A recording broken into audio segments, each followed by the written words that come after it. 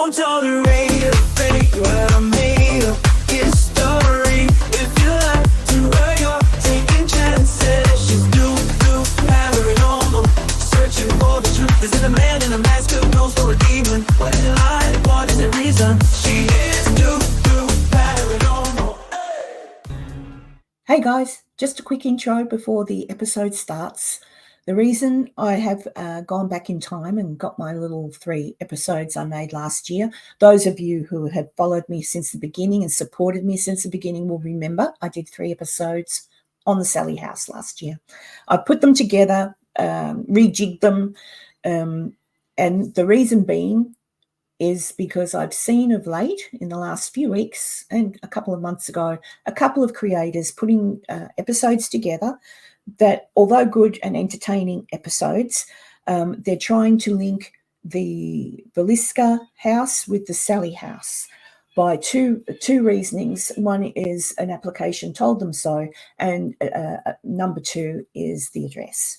I'll leave my Karen rant on that for a live stream. Feel free to join me every weekend. I have a live stream, but and I don't rant too much.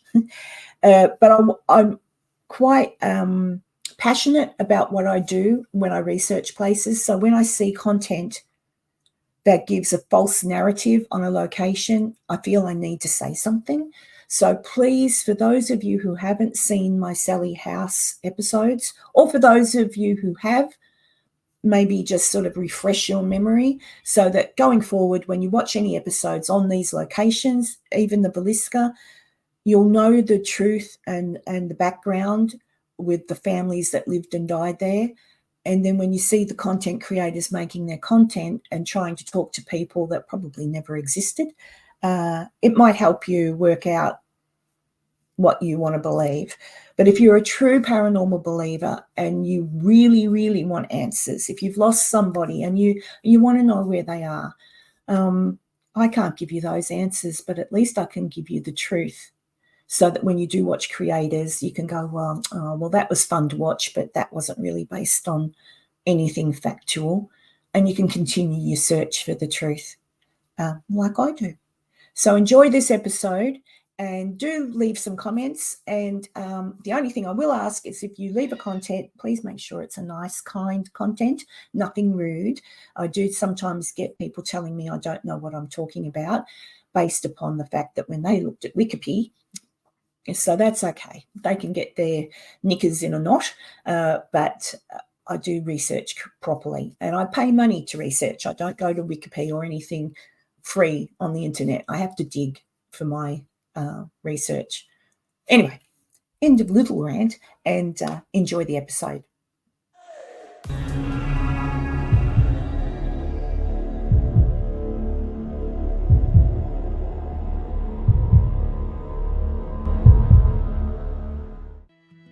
I want to tell you about the Sallie House. I want to tell you everything I've learned about the Sallie House, who lived in it, who loved in it, who died in it.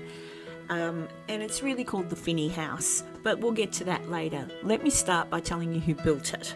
Michael C. Finny built the house. He was an Irish immigrant who arrived in America in 1840. He spent some of his time in New York, learning his trade around the docks, and then he moved to Missouri. Now, when he moved to Missouri, there was another family living there called the Catherines. They too, the Catherines, were Irish immigrants as well, but they had a daughter, Catherine, who was actually born in America, in Vermont. She was born in 1838, and her dad was a music teacher. I could find very little on her mother, but I'm assuming her mother was a homemaker, as most ladies were back in the day. Now, Michael met Catherine. They fell in love and they got married. So they married in 1854. They married in Lexington, Missouri on December 31st, 1854. Now in 1856, while still in Lexington, they had their first child, James. James was born in Liberty, which is in Missouri. But 7 months after he was born, Michael and Catherine decided to move to Atchison in Kansas and make a life there. They were one of the pioneering families of Atchison, to be exact. So when Michael got there, his job was as a wharf master, a merchant dealing in produce and other supplies. He had a general merchandise store on the levee, and they lived above that store. So Catherine, baby James, and Michael lived above the store in two little rooms that were up there. In 1858, little Mamie was born, Mamie Finny. Her name was Maria, but they called her Mamie. She was born on June 19 in 1858, but unfortunately, as it happened a lot back in the day, little Mamie didn't get much older than 15 months. She passed away in September of 1859. In 1861, Catherine became pregnant again, and little Agnes Marie Finny was born. She was born in October of 1861. Then later on, things still all going well, little Charles C. Finny was born. Now, Charles was born on February 1st, 1865. Now, by this time, obviously, the little two rooms above the shop it was becoming crowded. So Michael and Catherine decided, well, it's time to build a house, acquire some property. So Michael, in 1866, he acquired lots 9 and 10. So lot 10 on North 2nd Street is where the Sallie House now stands, and lot 9 he also purchased, which is right next door to the Sallie House. So that was 504 North 2nd Street. And I'll talk about that house in a little while, but we'll concentrate on the Sallie House first. So in 1867, they started to build the Sallie House. And while it was being built, once they sort of started to get it together enough, they moved out of the shop, the rooms above the shop, and they moved into the basement of the Sallie House, and that's where they lived. So Michael and Catherine and the 3 children were in the basement. Then Catherine's father, Charles Catherines, came to live with them. So the house was full, and anyone who's been to the Sallie House knows it's not a huge house, but it is what it is. And back in the day, all the children probably would have been in one room anyway. That's normally how it was done. In 1872, after being in the house for a short time, everything was coasting along well, and Catherine became pregnant again. So this would be their 4th child, 5th if you count the little one who passed away. Unfortunately for Michael, he never got to see the birth of his child, because in 1872, September, in the evening at 10 p.m, he passed away. He passed away in the house, and they prepared his body, and he was laid out in the parlour, the front room of the house, until his funeral. On Friday night at 10 o'clock, Michael Finny, in the 51st year of his age, died. The deceased was one of the oldest citizens of Atchison, having settled here early in 1856. He was engaged for many years in business as a forwarding and commission merchant, and was known and respected as an enterprising, intelligent and honourable businessman. His funeral will take place today at 2 o'clock from his residence on 2nd Street. And Michael was taken and laid to rest at the Mount Calvary Cemetery in Atchison. On May 25th, 1873, Richard Edwin Finny was born. The following year, Charles James Catherine's father, died July 14, 1874. Now, he lived with Kate and her family in the Sallie House, and he died in the Sallie House. Unfortunately, the same year in September, so only a few months after her father passed away, little Richard died. So her little baby, he passed away September 29, 1874. So life went on. A few years later, Catherine's son James, the eldest one, decided that he would build a house next door to the family home. So he did. He'd had a job. He was working as a salesman, so he had money. He built the house next door to the Sallie House, 504 North 2nd Street. So James decided to take a job in St. Louis in Missouri. He became a salesman for a company there called L.M. Rumsey Manufacturing Company. He ended up being one of their best salesmen. He had a very good reputation, but he never came home to Atchison, so he deeded the house back to his mum. He gave the deed of the house to his mum and said, "You have it, Mum." So 1881, the records show that the deed did in fact go back to his mother, Catherine. He remained in town up until around about 1883, but that is when he became a permanent resident of St. Louis for his job, for which he was commended. He was apparently one of the best salesmen that they'd ever had, and in fact in the country. In 1899, unfortunately, James became quite ill. He was admitted to the Evergreen Place Hospital at Leavenworth, Kansas, where he was treated for paresis of the brain, which nowadays we refer to as neurosyphilis. Now, back in the day, there was no cure for that, as there is now. So unfortunately, that led to his demise. And on the 18th of February 1900, James passed away. His body was returned home and laid out at the Sallie House. And on a Wednesday at 10 a.m, following his return, he was taken to the cathedral and then onward to the Mount Calvary Cemetery for burial. Who was Charlie Finny? Charles Finny was born on 1st of February 1865. He was the youngest child of both Michael and Catherine Finny. He went to grade school in Atchison. When he left grade school, he went and got a job working as a clerk and a bookkeeper for a Dr. D.J. Holland of the Missouri Pacific Railway.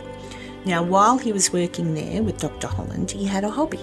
And his hobby, the things he loved to do, was swimming, which he was a champion swimmer, and he also loved figure skating. So he would enter competitions with a partner and they would win most times. He was a champion after all.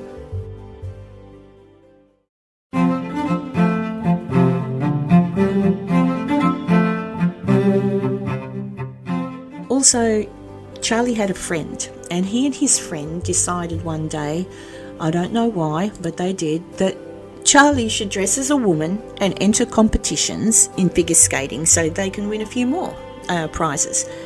No one even cottoned on that he was a boy, and he won these competitions, but eventually the jig was up. Somebody caught on and he was barred from ice skating, full stop. The article I found in the Daily Globe was, a prize of $5 in gold to the best gentleman skater in Atchison on New Year's night at the Palace Rink, open to all gentlemen skaters except C.C. Finny. So the jig was up, no more ice skating. Instead, he became a championship roller skater. Now, eventually Charlie went off to medical school in St. Louis. While he was there, he'd still come home every now and then and visit and stay at the Sallie House. And I found another article which made me laugh, and it was all about Charlie. He got up to mischief. He was in the local papers again. Charlie had to go to the dentist.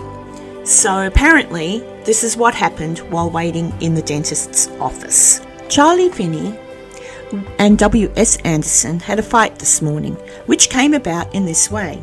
A few days ago, a Miss Page, a sister-in-law of Anderson's, had a pocketbook containing $3 stolen from the dental rooms of Dr. Schultz. There were present in the room at the time a stranger and Charlie Finny. Neither was accused at the time of taking it, and the matter rested with an advertisement in the Globe until yesterday, when Anderson went to Dr. Schultz, and according to that gentleman's statement and that of Mr. Reed of the packing house, accused Finny of taking the pocketbook. Finny heard this morning that he had been so accused and went to the store of Mr. Anderson and asked him to step up to the doctor's office and retract his statement. Anderson said he had nothing to retract, and after a few words, Finny struck him over the head several times with a heavy cane. Nick Anderson, W.S. Anderson's father, was present and drew a revolver, Stand back, or I'll shoot! which he was prevented from using. Anderson claims that all he said was the taking of the money laid between Finny and the stranger. He refused to cause Finny's arrest, saying that Finny would, in retaliation, cause his father's arrest for drawing a deadly weapon. They ended up going to court, where they all got a slap on the wrist. Charlie got a fine, and the judge wasn't too happy with them. And I do believe, for a while anyway, Charlie kept out of trouble. Now, Charlie eventually graduated from university or college on March 14, 1894. He came home to Atchison, where he married his wife, Louise, and they built a house. Now, as you can see from the picture, there's a red brick house. That's the house that Dr. Charles Finney built, and that's the house he lived in with his wife, Louise, next door to the Sallie House and the house that James built. The inside of the house was lovely. I managed to get these photos from a real estate page. That's the best I could do. But very pretty little house. And that's where Dr. Finney and his wife Louise gave birth to their little son, Charles Finney Jr., who also, by the by, ended up becoming a doctor when he grew up, and actually even worked with Charlie at his rooms on the corner of 5th and Commercial. He had 2 rooms above the drugstore there. And I did find a little case in regard to something that Charlie did whilst a doctor, and I thought you might be interested in listening to it. Mary Clinton, employed at the Howard factory, suffered an excruciatingly painful accident this morning. She was running a riveter, a machine which rivets buttons upon garments. In some way she got her right thumb directly under the punch, and the stem of the button was driven through it and clinched to the underside.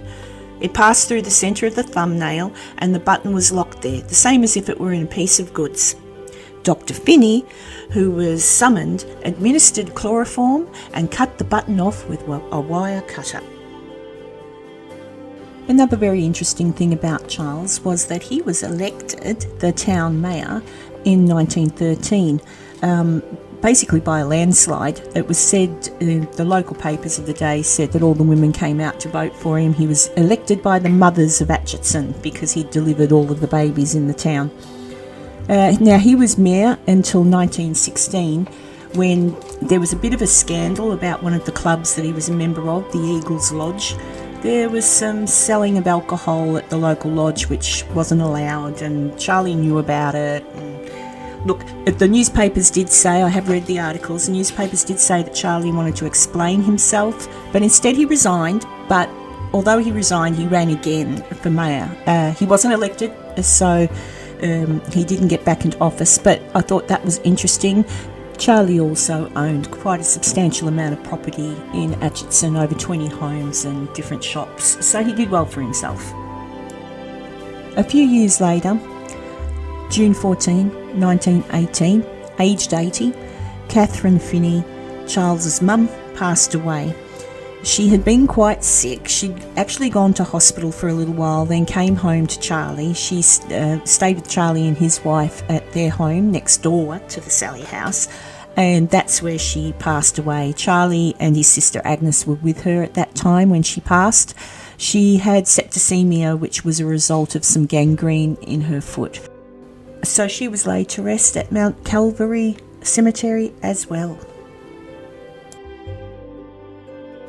Now we come to the passing of Charlie. Charlie passed away on the 23rd of March 1947 at the Topeka Hospital. He was aged 82, and it was complications with age. He left his beautiful wife Louise behind, and he also left a very good reputation behind. He was a well-liked man in the community, and he had done a lot for the community of Atchison in his lifetime. Apart from being in the mayor, he was also a great doctor. Now we come to Louise Marie Finney, Charlie's wife. On October the 10th, she was at the church and had a fall. She fractured her vertebrae. She was taken to St Mary's Hospital. She stayed there for about a week, and then Charlie, her son, came and took her back to his house to care for her. But unfortunately she got worse, so she had to go back into hospital, and that is where she passed away on the 4th of January 1952. She is also buried at the Mount Calvary Cemetery.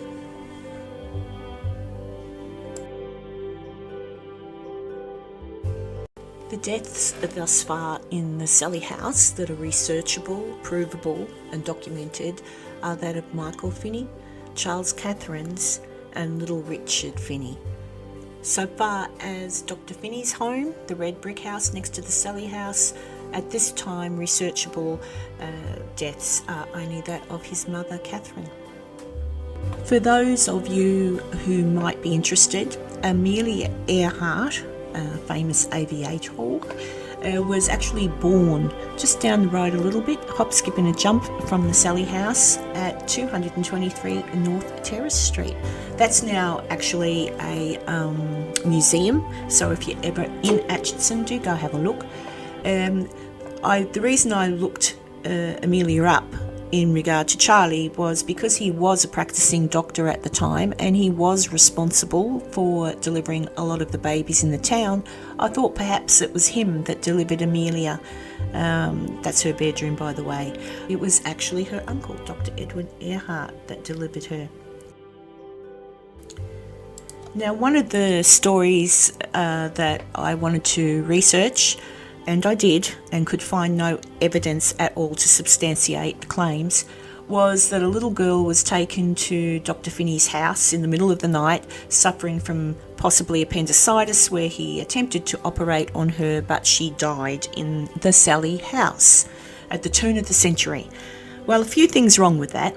Number one, Dr. Charles Finny did not live in the Sallie House at the turn of the century. Indeed, he lived at this house, the red brick house, at 510, next door to the Sallie House. The other interesting thing is that you can see by the map, there were 3 hospitals in Atchison at the time that this story takes place.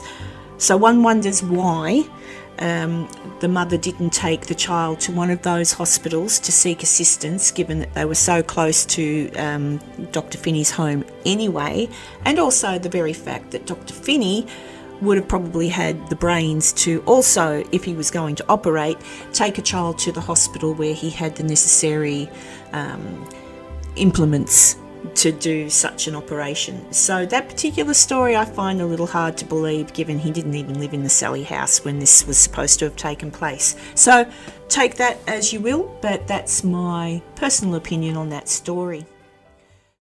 This week's episode is about Agnes True, or Agnes Finny as she was born. She was born October 30th, 1861, to Michael and Kate Finny. So she was the middle child, James being her eldest brother and Charles being her youngest. Agnes went to school as a child at the Mount St. Scholastica convent. She was taught by the nuns. She was also one of the prettiest girls in Atchison, very popular. She enjoyed her church activities at St. Benedict's Church, and she loved dancing. In fact, she had a reputation as one of the best dancers in Atchison.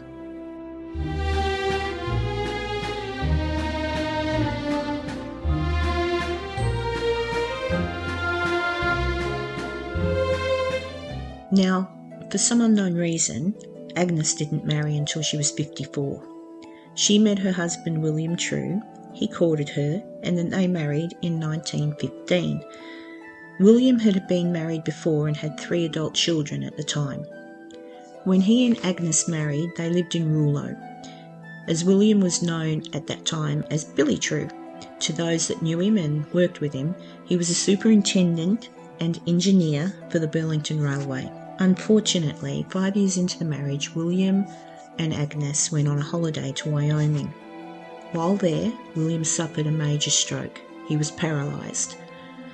Agnes made the decision to bring him home to Atchison, to her mother's home, the Sallie House, where she knew he would receive the best of care. 18 months later, after returning to Atchison, his health declined. and it seems from all reports he went into a coma. So at 7 a.m. on the 4th of May, 1918, William passed away at the age of 56. He was laid out in the home and later buried at the Mount Calvary Cemetery. Agnes never remarried. She remained a permanent fixture in the local church, Benedict's, where she was highly thought of. She was a member of St Anne's Altar Society and a charter member of the Atchison Music Club. She absolutely loved music. Agnes had no children to William. She left behind her baby brother Charles, her nephew Charles, and was laid to rest at the Calvary Cemetery. After she passed away, the house, the Sallie House, was primarily a rental home.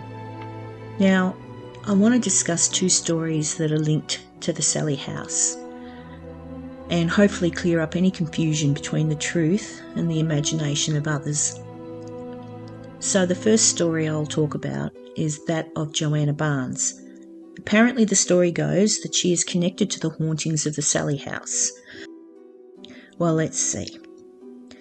In 1898, Joanna Barnes was married to a man called Frank Barnes. However, they divorced, leaving her to care for their small children, and she was also pregnant at the time.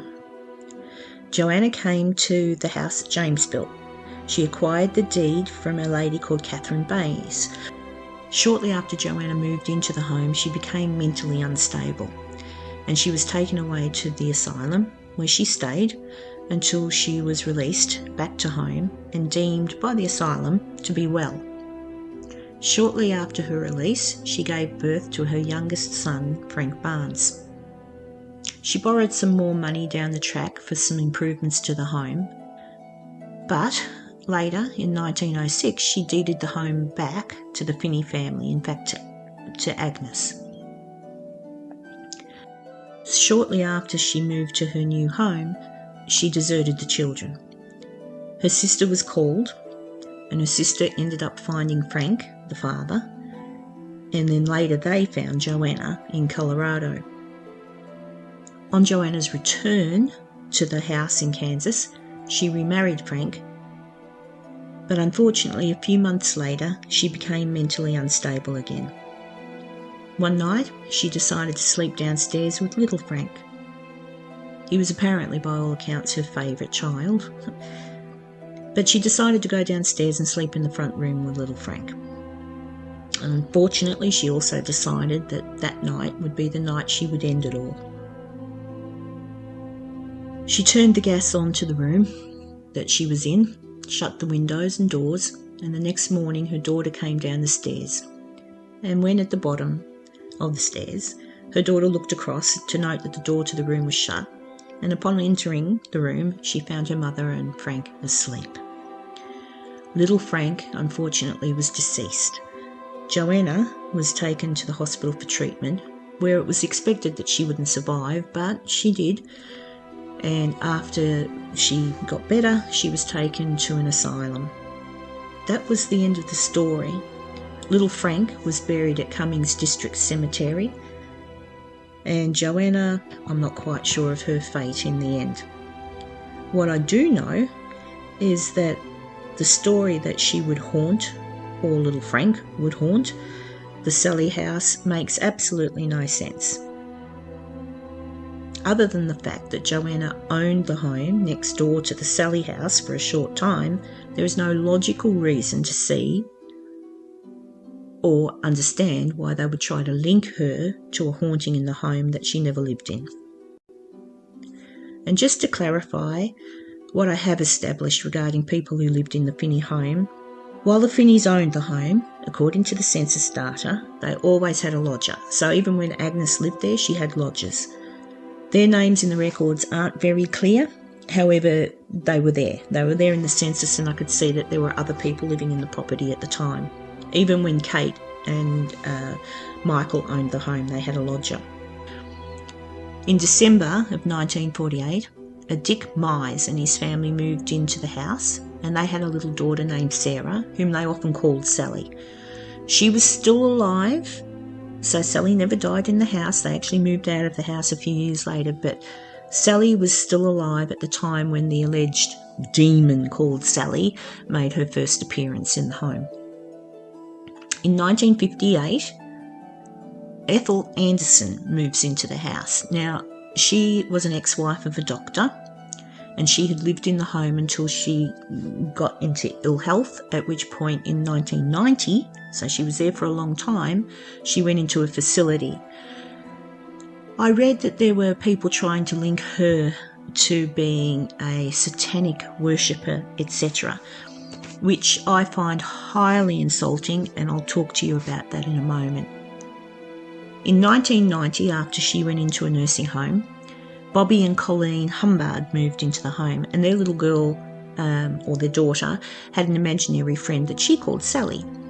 And that little girl at some point later stated that the picture that we now see of Sallie looked like her imaginary friend. In 1994, we have the notorious Debbie and Tony Pickman move into the home, and they are famously known for being people that say there was a demonic presence in the home that scratched them, levitated things, threw things, all sorts. So they have written books, or Deborah has written books, and she makes a living from their story about the Sallie House. In 1999, Mary Liggett lived in the home. Now, Mary lived there for 2 years approximately, and she states that nothing out of the ordinary happened while she lived there. In 2002, David Leeper lived in the home, so he moved in. How long he was there for, I do not know, but one would assume that it was until the new owners purchased the home. I haven't bothered to research that because my main concern was on the history of the home before Deborah and Tony Pickman made their claims. Now, I want to get back to the lady Ethel Anderson. I find the fact that people have tried to link her to the home in regard to being a satanic worshipper really, really disrespectful. Ethel Anderson was 94 when she passed away. Now, she didn't die in the house, she died in a nursing home. But for 52 years of this lady's life, she was in the nursing profession. She was a sister, a mother, a grandmother, and she went to St. Benedict's Catholic Church. I cannot imagine why anyone would say that she was a satanic worshipper. The next person that they've tried to link, or I don't know who they are, but obviously people with little respect for the truth, Sally Isabel Hall. She died at her home, which was located at 821 North 1st Street. However, I did research that house. I was hoping to see if it was still there, etc., but it doesn't look like it is. It looks like possibly that particular part of town has been demolished and there's new houses there. The Atchison Daily Champion, the newspaper, on Friday the 3rd of March 1905, ran a story. Sallie Hall, coloured, wife of Will Hall, who works at the Walters Brickyard, died this morning, and the funeral will occur Sunday at 2 p.m. from the 6th Street Baptist Church. Mrs. Hall was only 34 years of age, but had given birth to 14 children within the past 16 years. All had died at birth but 3 girls and a boy, who survived their mother. The oldest is 16 and the youngest is 2. A baby was born a week ago. Think of the suffering, think of the tragedy crowded into that brief life. Every year there has been a birth and a death at that house, and this year there have been 4 deaths: an uncle at Christmas, a sister of Will Hall a few weeks ago, a baby a week ago, and now the mother. The family lives in the alley east of 2nd Street and adjoining mound. From the Atchison Globe, 23rd of February 1905. So as you can see, the house has many stories to tell, but do I believe that Sallie Hall haunts the Sallie House? Absolutely not. So that is the end of my Sallie episodes. I hope you've enjoyed them. Any questions, feel free to put them in the comments section and I shall answer them. Goodbye.